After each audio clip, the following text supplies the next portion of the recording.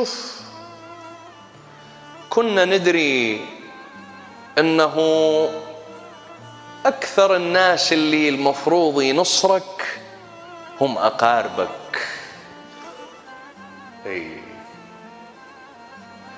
لكن من تروح الأخلاق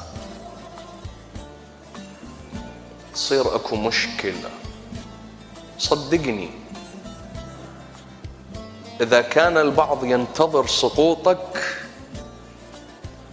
فأقاربك ينتظرونك أن تزحف.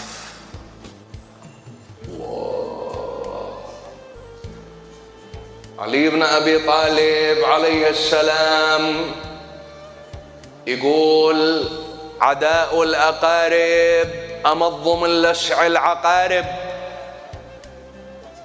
مشكلة من تجيك الحمى من الرجلين.